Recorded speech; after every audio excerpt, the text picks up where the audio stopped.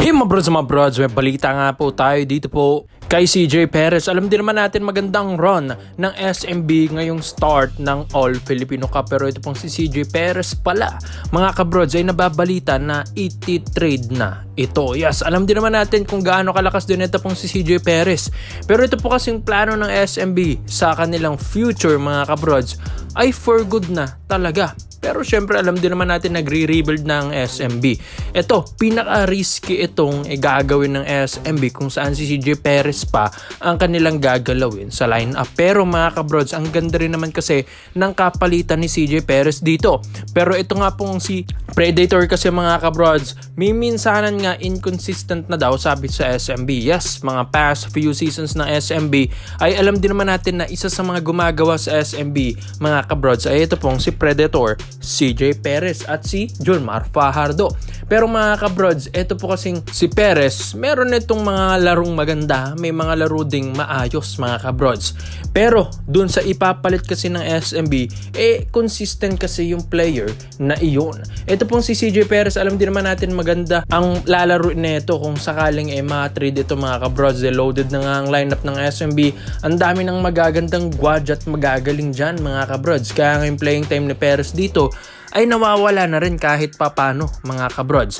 Pero ito pong SMB ay syempre, alam din naman nila yung ginagawa nila. Alam nga natin, maski superstars nga sa SMB ay hindi pa yan safe, mga kabrods. Gaya ng ginawa nila kay na Arwin Santos and Alex Cabagnot, mga kabrods.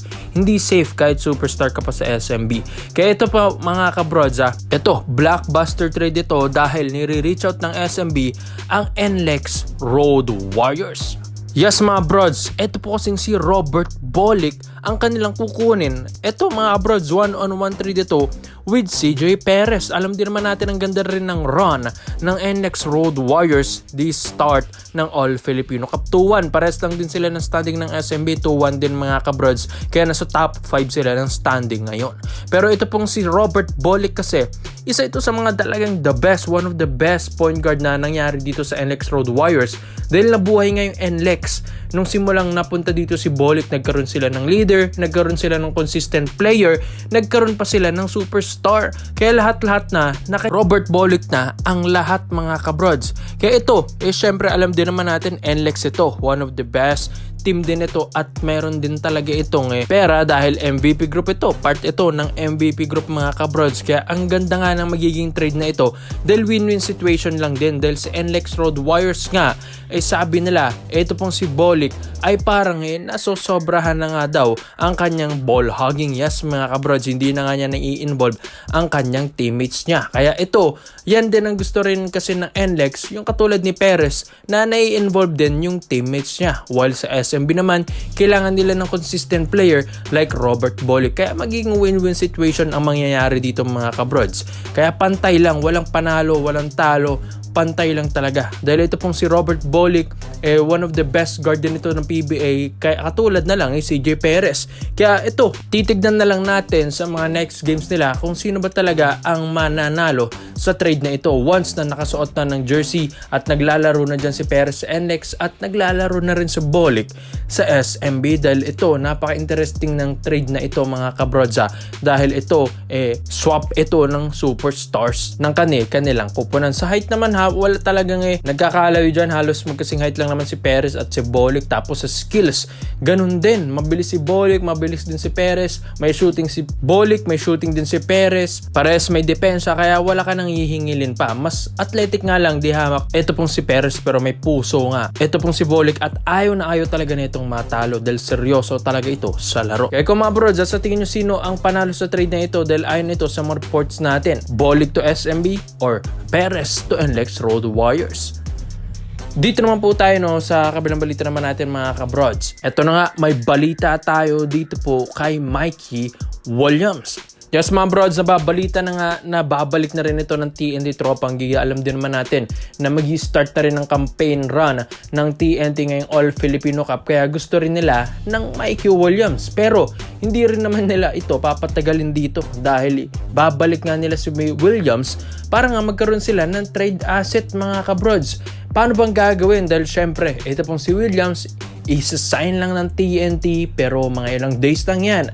magkakaroon na tayo ng big trade dito. Dahil bali-balitan nga ang barangay, Ginebra San Miguel pala ay interesado rin dito kay Mikey Williams. Alam din naman natin, may attitude ito, nagdedemand ng sahod, lahat na mga kabrods. Kaya nga diba ginigipit ito at iniipit ito pong kontrata niya sa TNT Tropang Giga. Dahil galit na galit talaga si Boss MVP dito mga brods. Pero ito nga, nung nalaman din ng TNT na why not gamitin na lang si Williams para sa trade at para makakuha ng best point guard din, mga kabrods, magandang thinking yun ng TNT Tropang Giga. Pero ito pong Barangay Ginebra San Miguel mga kabrods, alam natin may bibitawan talaga silang best player dito.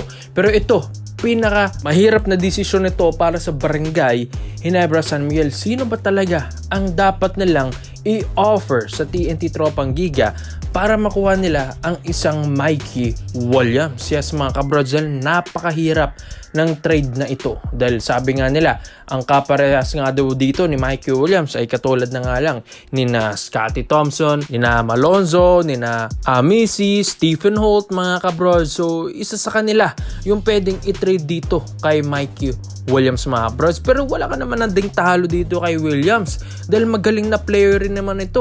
Binigyan nga niya ng 2 kampyonatong TNT Tropang Giga, di ba? Pero ayon din kasi sa reports and rumors natin mga brods, ang pinakagusto kasi daw ng TNT talaga ay ito pong si Scottie Thompson. Pero ayaw nga ibigay kasi ito ng Barangay Ginebra San Miguel dahil syempre, di ba? Kakapasok lang ng top 50 greatest of all time dito sa PBA ni Scottie, tapos bigla nilang bibitawan, di ba? Parang disrespect din sa side ito ni Scottie Thompson. Siguro pwede pa yung Stephen Holt, pwede pa yung Jamie Malonzo, di ba mga kabrods? Alang-alang lang makakuha sila ng best player, reliable, consistent player, at pwede pa silang mabigyan ng kampyonato.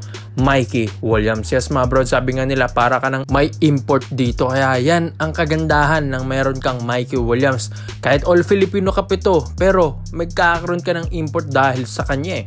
Kaya ito mga kabrods, ito pong Barangay Ginebra, pag-iisipan nila. Syempre, aayawin na nila at kakancel na nila yung Scottie Thompson dito na ilalagay sa trade package.